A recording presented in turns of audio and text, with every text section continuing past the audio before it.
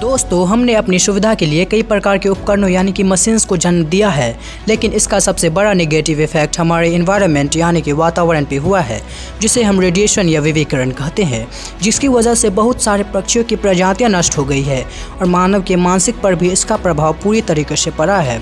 इसलिए हम आज आपके सामने एक नई जानकारी के साथ हाजिर हुए हैं, जिसके बारे में जानना आपके लिए लाभदायक होगा। आज हम इस टॉपिक में रेडिएशन के बारे में बात करेंगे।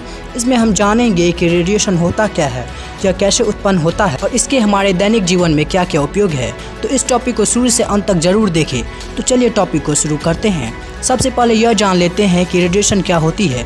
रेडिएशन एक ऐसी ऊर्जा के स्रोत से आती है जो प्रकाश की गति से अंतरिक्ष की यात्रा करती है। इसमें एक विद्युतीय क्षेत्र यानी कि इलेक्ट्रिकल फील्ड और उसमें जुड़ा एक चुंबकीय क्षेत्र यानी कि मैग्नेटिक फील्ड होता है और इसमें वेव्स जैसे गुण भी होते हैं। यह एक ऐसी ऊर्जा होती है जो तरंगों के सहारे चलती है, जिन्हें कई नामों से जाना जाता है। यदि थोड़ा साइंटिफिक तरीका से देखा जाए तो रेडिएशन को दो भागों में बांटा गया है।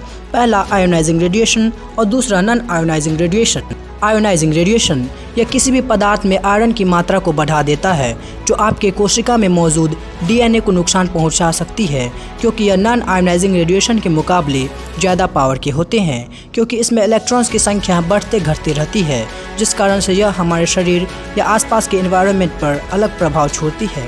कुछ आयोनाइजिंग रेडिएशन इतने ताकतवर होते हैं कि वह कैंसर जैसे बीमारियों के कारण भी बन जाती है। आयोनाइजिंग रेडिएशन 3 प्रकार के होते हैं: अल्फा रेडिएशन, बीटा रेडिएशन और फोटोन रेडिएशन। अल्फा रेडिएशन का गति प्रकाश के गति का केवल 10% होता है। यह बहुत कमज़ोर रेडिएशन होता है। यह इतना कमज़ोर रेडिएशन होता है कि बहुत पतले चीज़ को भी पार नहीं कर सकती। अगर किसी रेडिएशन सोर्स से अल्फा रे निकल रही है और उसके सामने कागज़ का टुकड़ा रख दिया जाए तो यह रेडिएशन उस कागज़ के टुकड़े को भी पार नहीं कर पाएगी। हालांकि किसी भी तरह से यह हमारे शरीर के अंदर पहुँच जाए तो हमारे लिए घातक साबित हो सकती है। बीटा रेडिएशन हमारे शरीर के अंदर प्रवेश कर सकता है। यह 0.1 से 0.3 सेंटीमीटर तक हमारे शरीर के अंदर प्रवेश कर सकता है।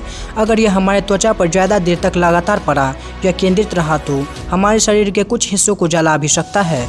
कोई भी ऐसी चीज़ जो 1.3 सेंटीमीटर से ज़्यादा होती है यह उसे पार नहीं कर पाएगी, जैसे कि दीवार। इसकी गति प्रकाश की गति का 90% होता है तथा इसमें नेगेटिव चार्ज होता है। जब बात करें फोटोन रेडिएशन की तो फोटोन रेडिएशन को 2 भागों में बांटा गया है: गामा रेडिएशन और एक्स रेडिएशन। गामा रेडिएशन का गति प्रकाश की गति के बराबर होता है। यह शरीर से आर पार हो सकता है तथा इसमें सबसे ज़्यादा नुकसान होता है। इसमें कोई भी चार्ज नहीं होता।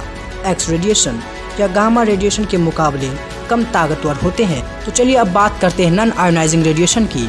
यह रेडिएशन कम पावर की होती है, क्योंकि इसमें से जितनी ऊर्जा निकलती है वह आयरन के विकास के लिए पर्याप्त नहीं होता, जिस कारण से यह हमारे शरीर में कोशिका में मौजूद डीएनए को नुकसान नहीं पहुंचाती है। इसलिए यह कैंसर जैसे बीमारियों के कारण भी नहीं है। इसमें कई प्रकार की चीज़ें शामिल है, जैसे लाइट, रडार, माइक्रोवेव और रेडियो वेव्स। दोस्तों, ऐसा नहीं है कि रेडिएशन के केवल दुष्प्रभाव ही है, यह आज मानव के लिए वरदान भी साबित हो सकती है। एक कहावत है ना कि विष को विष ही काटता है, ठीक उसी तरह अगर रेडिएशन के प्रभाव से कैंसर हो सकता है तो आपको जानकर खुशी होगी कि आज विज्ञान इतना आगे बढ़ गया है कि इसी रेडिएशन के जरिए कैंसर का इलाज भी हो जा रहा है। रेडिएशन थेरेपी पीड़ित लोगों के लिए वरदान की तरह काम कर रहा है। कैंसर में असामान्य रूप से शरीर में सेल्स विकसित होने लगते हैं, जिन्हें नष्ट करने में रेडिएशन थेरेपी काम में लाई जा रही है। तो चलिए मिलते हैं अगली वीडियो में ऐसे ही नॉलेजेबल वीडियो के साथ। तब तक के लिए टाटा, बाय बाय।